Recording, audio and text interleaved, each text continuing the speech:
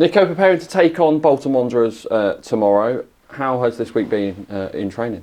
Yeah, positive. The lads have worked really hard. We've set a few internal goals that, we're coming to the end of the season. What do we want to get from it? How are we going to attack these last few games? What's that going to look like? And the lads were really receptive for what they wanted. They're ambitious to show that they're a big part of what we're doing going forward. And it's been a real good feeling about the place. We need to get to the point where we're putting runs of games together. The top teams in this league do that.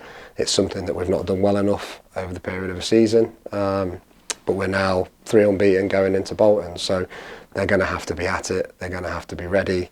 They know that. You've seen it in training, and we'll see if they can transfer that to the pitch tomorrow. Just reflecting on last weekend at Fleetwood, we probably weren't at our best in the second half, but we managed to get something out of the game. I came across a stat. I was doing a bit of research the other day. 9 goals in the 89th minute or later this season, 6 of which have either contributed to a winner or an equaliser. What's behind our sort of excellent run in the last few minutes of games? Is it energy levels? Is it management? No, I think that they're a fit group of lads. We work really hard to make sure that they're capable of doing it for 95 minutes. That's the nature of football now, is that it goes on a bit longer than just the 90. The way we train is designed to push them so that the games are almost easier.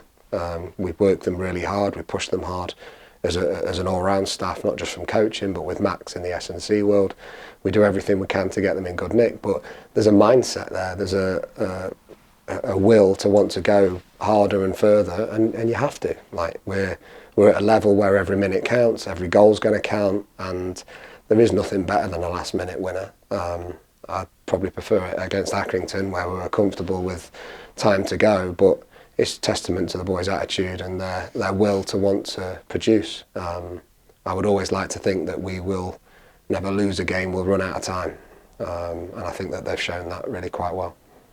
And it's worth mentioning, of course, those 9 goals that I've spoke about, they've come under Matt Taylor, yourself and Gary, so it's good that even though the management's changed, that mindset hasn't. Yeah, and again, it should be a club thing. It should be a culture. It should be something that we look at, regardless of who the manager is. If they've got the shirt on with the badge on it, that they go out there and they don't stop until the very, very final whistle. And I think every manager says it, but sometimes it's a challenge to get them there. Now, Matt Taylor, Wayne Carlisle, those guys, they were fantastic at that. And I think that's kind of come on through. I was lucky enough to get one against Fleetwood when I was caretaker, which was fantastic. And the lads have taken to Gary and myself and the rest of the staff for the later half of the season. So yeah, it should be a given. It should be something that always happens. It isn't necessarily, but our boys are continuing to fight, and we'll make sure that they do for the rest of the games. Let's talk Bolton. I mean, we all saw how they performed on Sunday. It was an excellent performance, and we're going to be really up against it tomorrow. They're a good team. They're a good team. They've got really good players. I think Sunday was one of those games where everything that could have gone right for them did go right. It was probably a bit of a shock to Plymouth. You could see they were a bit shell-shocked after about half an hour, and Bolton just grew and grew and grew and played really well. From our point of view, it's very similar to the Barnsley game. It's an opportunity for us to challenge against one of the teams in the league that's going for promotion. Big club, ex-Premier League, massive fan base. It'll be an incredible atmosphere, I'm sure, at the game.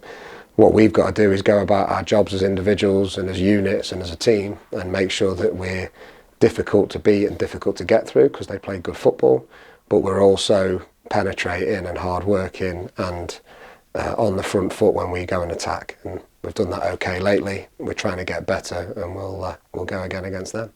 Especially at home, we really seem to step it up a gear when we play these sides up at the top of the table. I think sometimes it's easier to play against those kind of teams because you want to show who you are. We need to make sure that our performance levels and the way we play and how we go about our work is the same, whether you're playing top of the league or bottom of the league and anything in between. We need to be renowned for how we play rather than up and down. And I think we are getting better at that, but there's still a way to go. I think the lads understand that for us to be a consistently high-performing League One team, that has to be the way forward. But the single biggest thing for us is now Bolton, the threats they bring, the opportunities that we might have to hurt them, and what I'm sure will be a great game of football. Let's talk Jay Stansfield. It looked like a nasty injury at Fleetwood, but it turns out not as bad as we feared, and some good news there. Yeah, no, brilliant. I think when you see a player go down holding the knee, stretch it off the way it happened, I think everybody feared the worst. He's a robust kid. He's a hard-working. As soon as he got the news, he was ready. He wanted to be back out on the training pitch. He wanted to be ready for the weekend. So it's great for him. We need to make sure we look after him and that he's absolutely ready. But I think we all breathed a huge sigh of relief when it wasn't what it could have been. I spoke to Michael, the physio, the other day, and he said, he'll be back soon. And I just said to him, you've got every single Exeter City fan's hopes riding on you. And he said there was no pressure, so let's hope there's not. Yeah, he doesn't feel pressure. Nick doesn't feel pressure. In terms of the rest of the squad, how are we looking? Yeah, all okay. A couple of niggles, as you'd expect at this stage of the season after a 3-game week. But we've got more than enough to go out there and be competitive on Friday and look forward to it. We're, of course, back at home tomorrow, and we have to talk about the support this season. It's another sellout. They just, one sellout after another. The support this season has just been beyond what we expected, I think, even for a first season back in the league. No, I agree. I think it's difficult when you're asked the question because you can roll out all kinds of cliches and you don't ever want to sound disingenuous, but our fan base, the way we're supported, the positivity around the place, even when things aren't going exactly how they want, is incredible. There seems to be an understanding of what we're trying to do and how we're trying to do it. And of course, they're all going to ask questions based on team selection and how we're trying to go about things. But it's because it's a slightly different style to how the last regime were playing. But we have to evolve and we have to adapt. And we've felt all the way along this season while we've been in that they've been with us.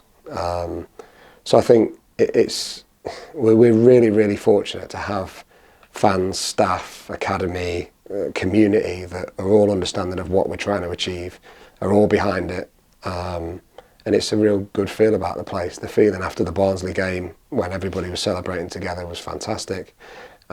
We want more days like that, and the training pitch is where the work goes in to get that kind of feeling at the end of a game. So we're working hard every day to make sure that we do those fans proud. We're working hard every day so that we can enjoy those moments after games with them.